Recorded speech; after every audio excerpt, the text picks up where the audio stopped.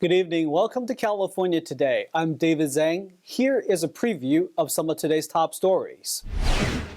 Several groups spoke out against males in female competitions at a Central Valley high school. 2 transgender athletes drop out of the race. Tulare Lake is filling up from the winter storms. It's now approaching the size of Lake Tahoe. State regulators are saying electricity shortages won't be a problem this summer. The winter storms have also refilled and restarted hydroelectric power plants. State Farm Insurance will no longer offer new insurance policies on California properties. The firm says they are fighting the pressures of inflation as well as the state's ever-increasing wildfire risks. The company says it will still serve existing customers and that the decision does not affect the car insurance.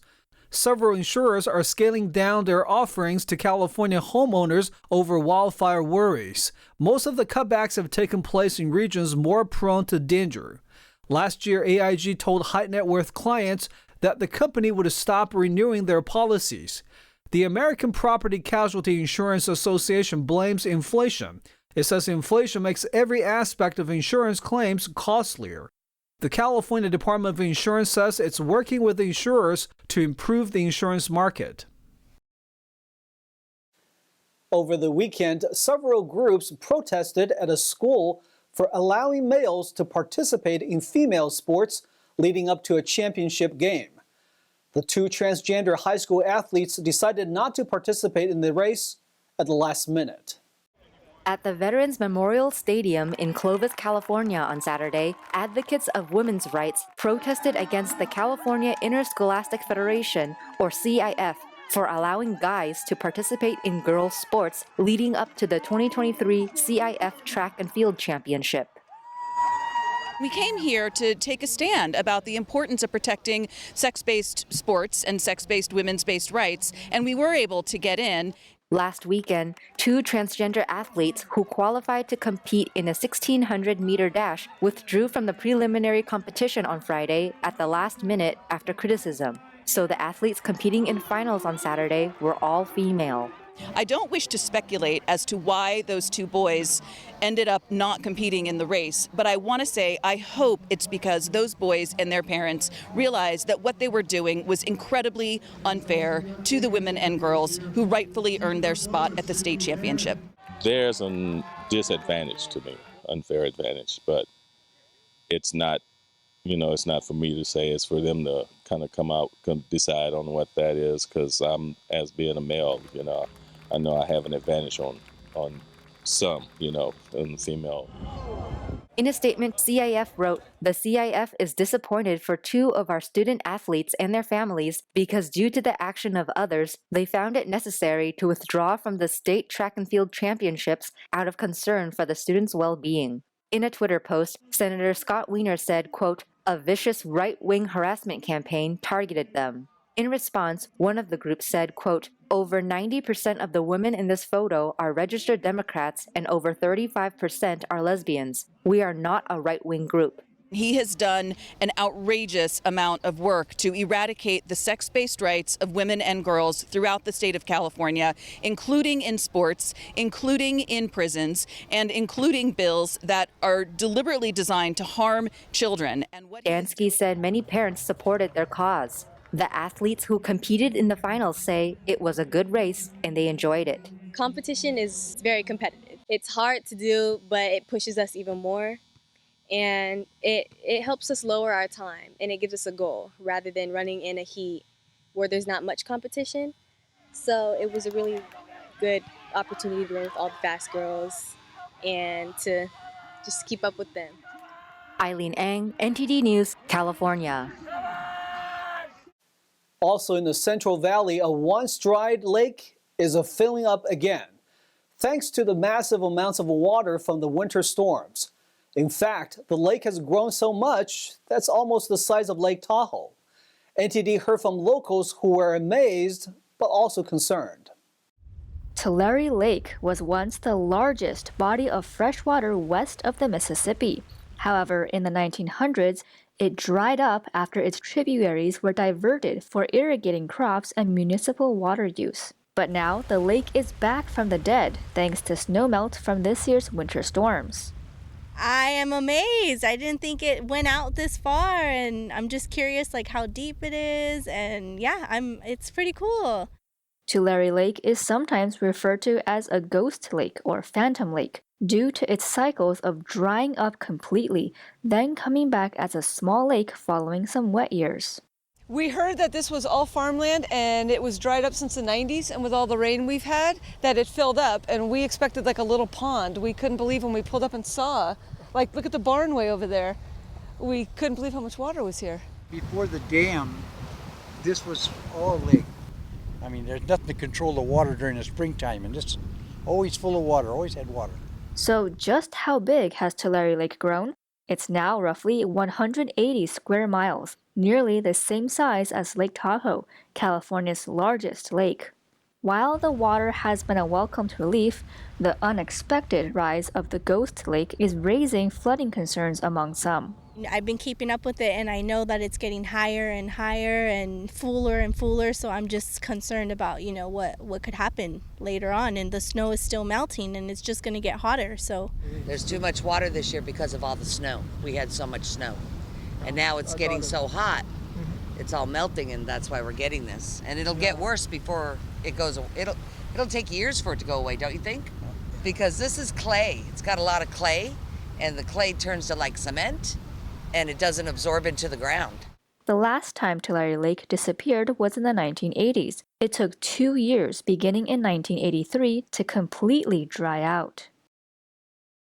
Also, thanks to the increasing water, California regulators say the state is unlikely to experience electricity shortages this summer. State's reservoirs have refilled enough to restart hydroelectric power plants that were dormant during the drought. The electrical grid in California struggles to manage high temperatures when everyone turns on their air conditioners at the same time. It got so hot in August 2020 that California's power grid was overwhelmed. The state's 3 largest utility companies shut off electricity for hundreds of thousands of homes for a few hours over 2 consecutive days. Similar heat waves in 2021 and 2022 pushed the state to the brink again. And in California, energy planning is challenging but never dull. One year we're in extreme drought, and the next we're inundated by atmospheric rivers. We have wildfires and extreme heat waves. California has spent over $3 billion to create a strategic reliability reserve to avoid blackouts during heat waves. State officials used the money to extend the life of some gas-fired power plants that were scheduled to retire, and to purchase large diesel-powered generators. Governor Gavin Newsom yesterday called for the creation of about 150,000 megawatts of so-called new clean power by 2045. However, critics say the wind and solar power as well as electric vehicle industries are heavily dependent on China. Meanwhile, a California state auditor has revealed multiple inappropriate expenditures by state agencies in 2022. The investigation came as a result of hundreds of whistleblower complaints filed with the auditor.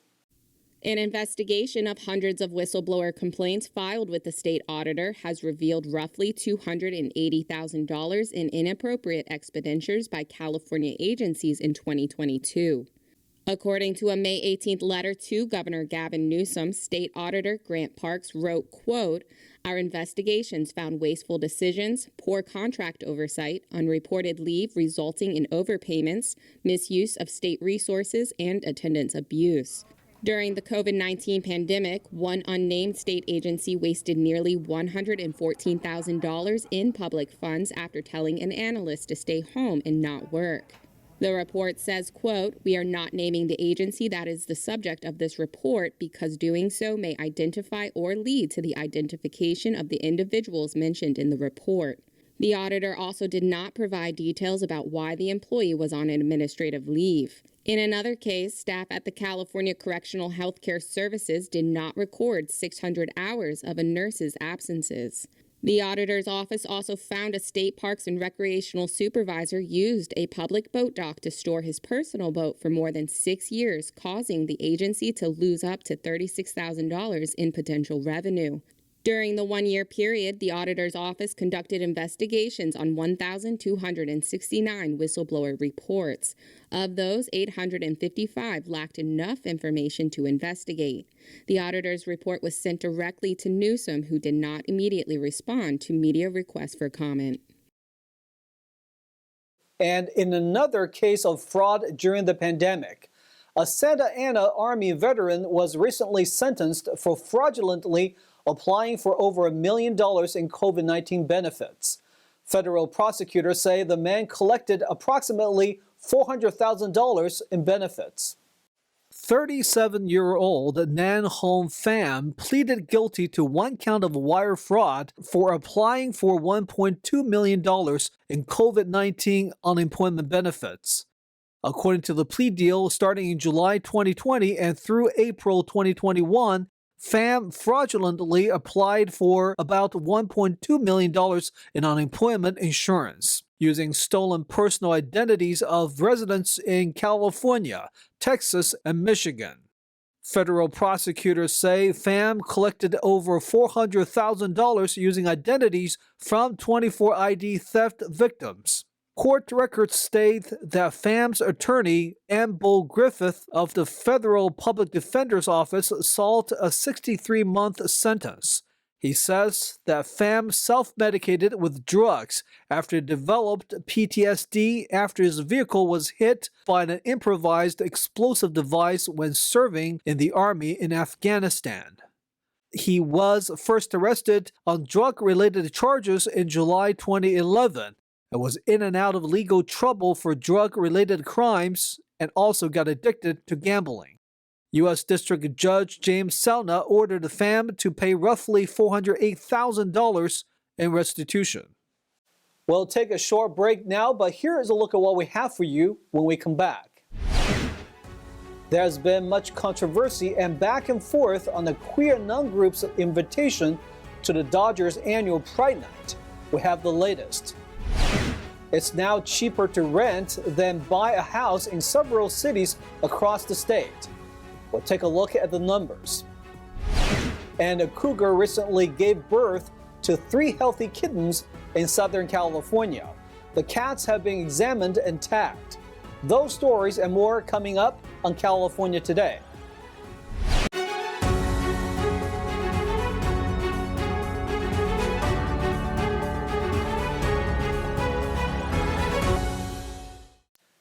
Welcome back to California Today. I'm your host, David Zhang.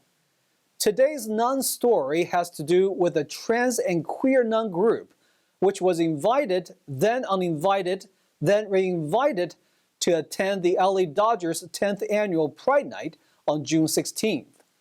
The Dodgers are being criticized again for backtracking. The LA Dodgers came under fire from a host of LGBT groups and elected officials following its decision to rescind its original invitation. On Monday, the Dodgers reversed course and in a Twitter post publicly apologized to the transgender nuns group, who called themselves the Sisters of Perpetual Indulgence. The Archdiocese of Los Angeles criticized the Dodgers' backtracking and called on the 4 million Catholics in the city to stand together against the team's reversal.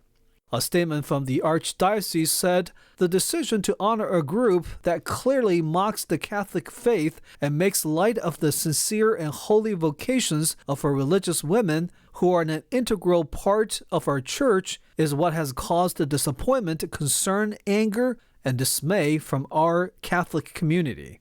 Robert P. George, professor of politics from the Princeton University, also criticized the backtracking and took to Twitter to write, "If men wearing hijabs were to prance around mocking Muslim women, insulting Islam and faithful Muslims, and ridiculing the sayings of the Prophet Muhammad, their bigotry would be widely and rightly condemned."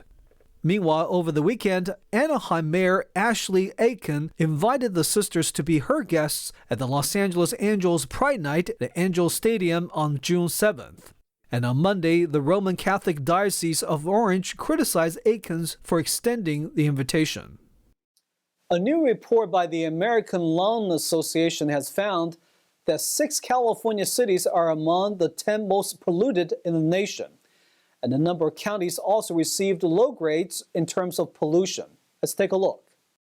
A new report by the American Lung Association looked at the country's most polluted cities, dividing them into 3 categories. 6 cities in California rank among the top 10, with Los Angeles remaining the city with the nation's worst smog pollution. Meanwhile, Chico improved its air quality enough to move off the list of the most smog-polluted cities. 10 counties in the state received failing grades for all types of pollution.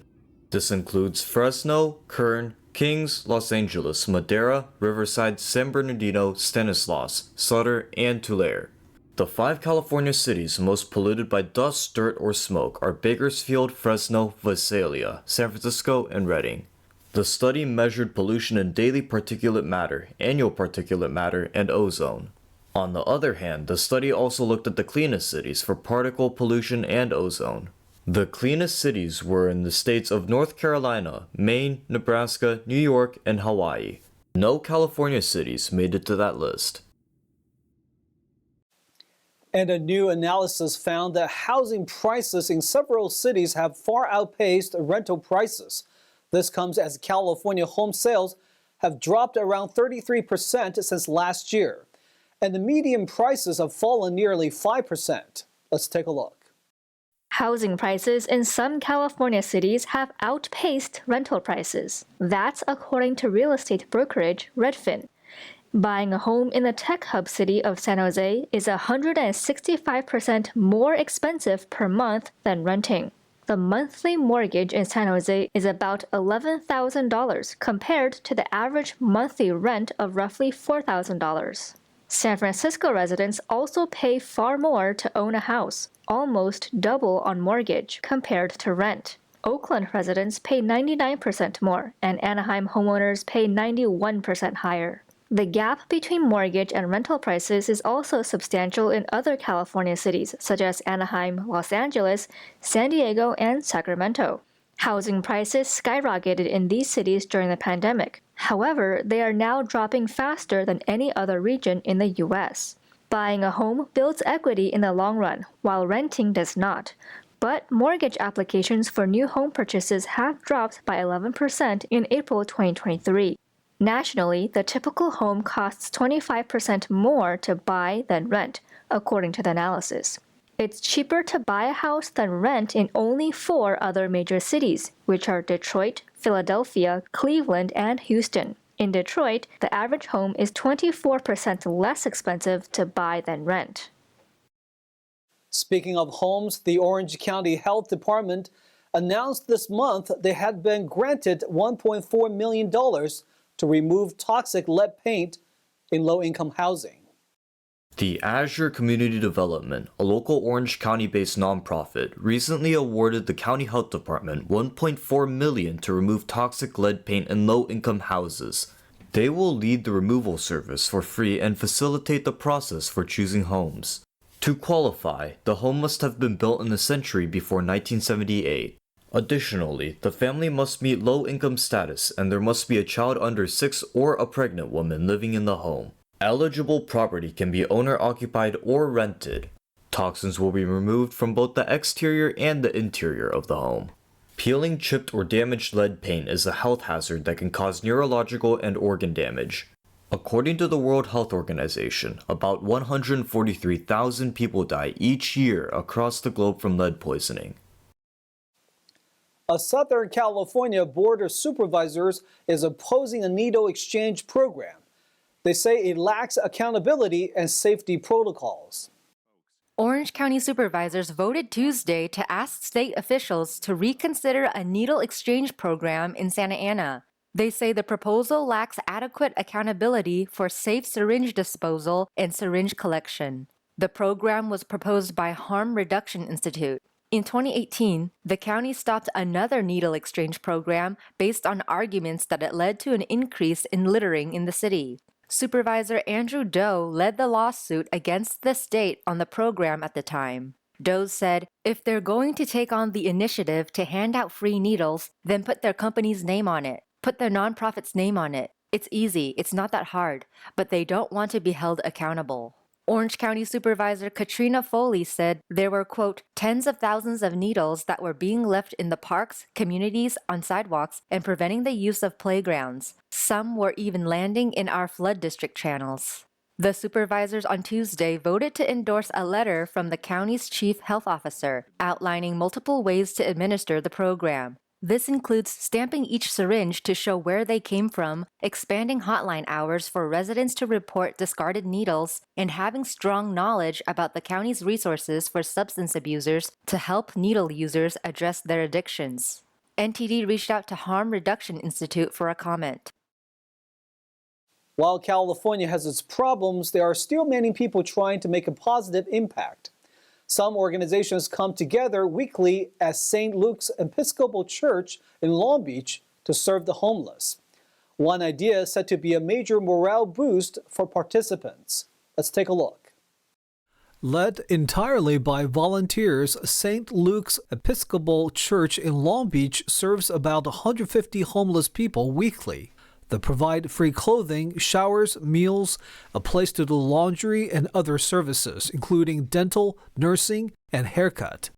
Program volunteers have also created a large garden plot for guests to grow their own produce. The garden creator Julie Lai told the Epoch Times that the garden has helped restore a lot of dignity for many homeless guests. She said, quote, they're really proud of what they grow. The program's co-founder, Gail Mudkey, said it is very important to continue to provide the services to people experiencing homelessness. And to wrap up the night, a mountain lion has given birth to 3 female kittens in the Simi Hills. The scientists tagged them for future tracking. The National Park Service, or NPS, announced that a mountain lion has given birth to 3 female kittens in the Simi Hills. When NPS biologists found the kittens, they were 24 years old and nestled in a patch of poison oak between 2 boulders in the hills. Scientists inspected, measured, and tagged each kitten. The mother, who was tagged in 2019, is believed to be 5 or 6 years old.